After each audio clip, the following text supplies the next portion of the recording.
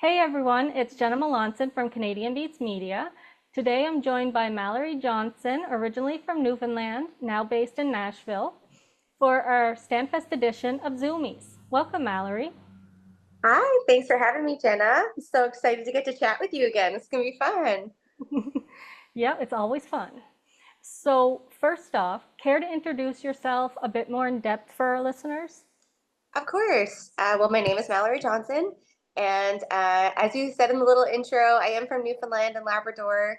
I guess you could say country artist, but that's we all know that's kind of a vague term these days. It's a big umbrella of music. So, yeah, I'm a singer-songwriter originally from Newfoundland, and I've been chasing this dream in Nashville for a few years now, and yeah, I've been working on some new music, which I'm excited for everyone to hear, and playing some fun shows back on the East Coast this summer. So yeah, come from a very big family of musicians, a couple generations, and yeah, grew up doing Celtic music. But yeah, like I said, doing the folk singer songwriter country thing now, and yeah, it's been a lot of fun.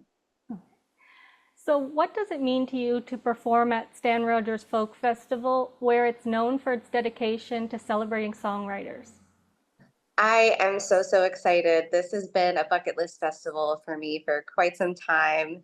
And I'm just looking forward to finally getting to do it. And the fact that it's the Songwriter Festival just is the cherry on top too. It's just really cool to get to share that type of storytelling and that kind of atmosphere. And I have a couple friends playing the festival too. It'd be fun to catch up with Tim Baker and the ones and just meet a lot of friendly new faces, a lot of familiar faces that I've got to interact with over the years at the East Coast Music Association, those music weeks and things like that. So yeah, I'm really looking forward to it. I'm so excited to be asked to play this year. So it's going to be a lot of fun.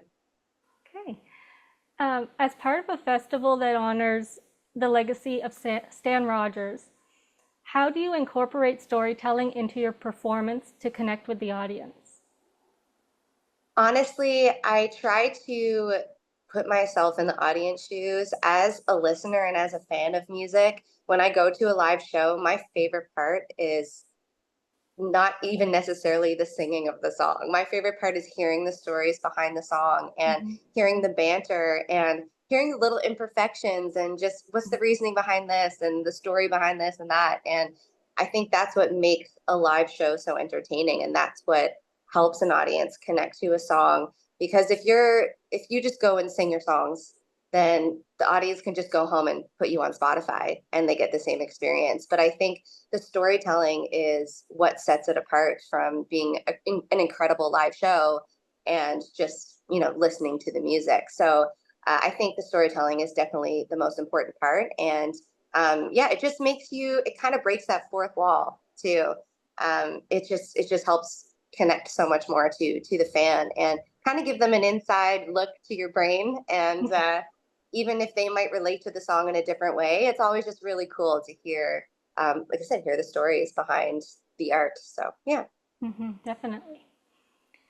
So, known for its intimate and community oriented atmosphere, how does performing in this setting differ from a venue setting? Honestly, I my favorite type of audiences to play for are those intimate community-like settings. I think it's a Mhm. really cool opportunity for audiences to just really get to know the artist and just have kind of this like almost exclusive experience. This intimate experience is just so incredible. So that's definitely different in a very special way. I mean, there's pros and cons to every type of show, and there's reasons why a venue is really wonderful and great, and but for me personally, I that's my favorite kind of show to play, is where you get to Mhm. have kind of that personal, that very intimate interaction with the audience, and that definitely I think is what sets that festival apart and those types of performances apart from others. Mhm. Are you working on any new projects or releases, and will Stanfest get a preview of any new material? Yes, 100%. I am working on a brand new full length record. It's going to be my sophomore album. And Andrew Petroff is producing that project. And I'm so excited for everyone to hear it. We released the very first single off of that project already. We released it back in the spring. And I'm it's a little bit of a different sound. I mean, I'm not departing from country music.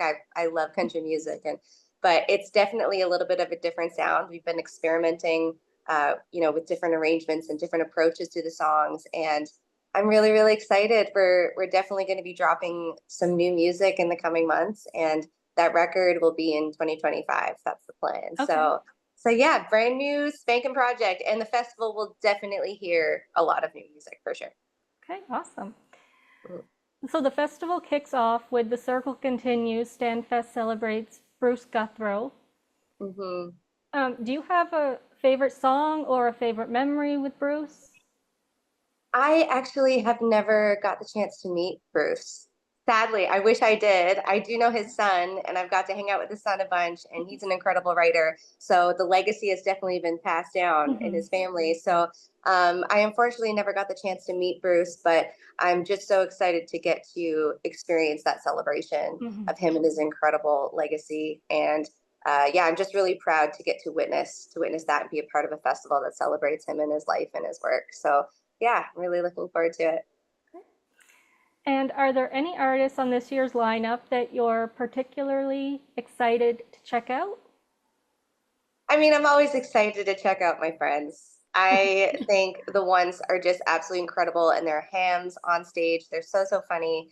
And of course, Tim Baker, staple in my playlist. So I'm just really looking forward to getting to catch up with friends and support a lot of the East Coast crowd. So yeah, it's hard to pinpoint one artist or act because there's so many incredible acts. And I'm also looking forward to hearing the acts that are on the same shows that I'm doing.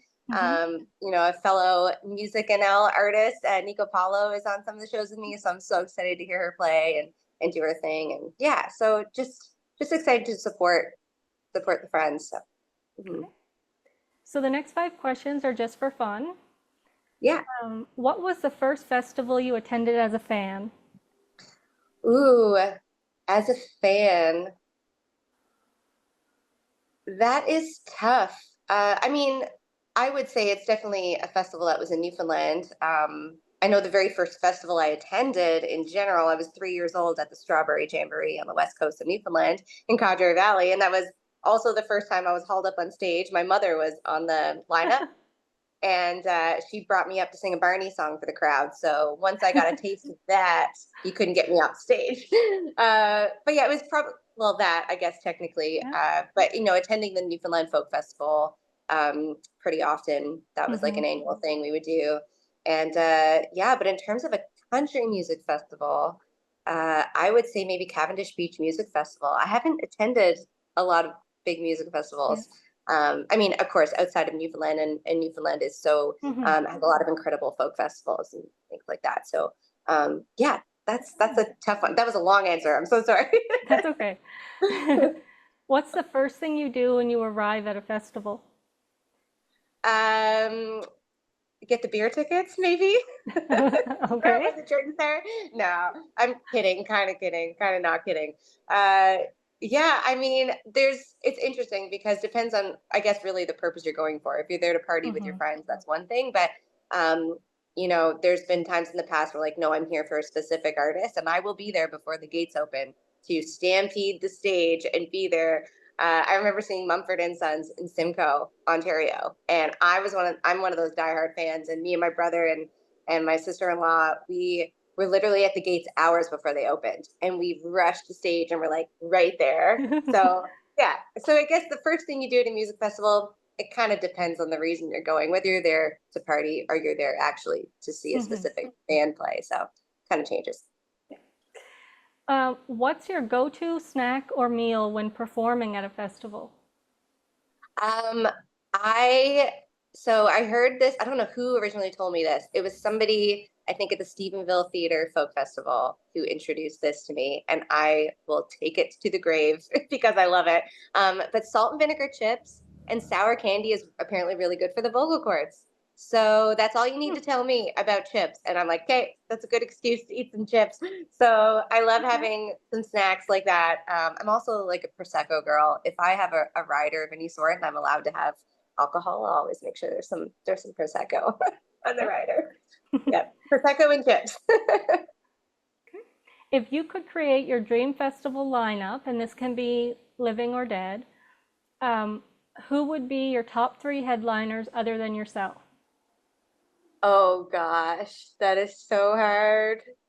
Top 3 headliners. Okay, well, I'm gonna say Dolly because I always say Dolly. She's my number one. Um, I think it'd be really cool to see just really like incredible female songwriters as a Hmm. headliner. So I would say a mixing pot. So Dolly Parton, Casey Musgraves, also her biggest fan. And let's throw Taylor Swift in there because we all know she's a good writer. So I think, yeah, that'd be a really interesting. I Yeah, mean, it'd be an expensive ticket, but yeah. that would be the 3 headliners. Okay. And what's your favorite festival memory, either as a performer or as an attendee? Um, Favorite festival memory. That, that one's tricky. I have to say, I really loved um, Cavendish Beach Music Festival. I mean, the performances in itself, like just the stages and the sound and the Hmm. crew, everyone's so incredible. I don't know if there's a particular moment I would say, but just the experience of playing that festival Hmm. was really incredible.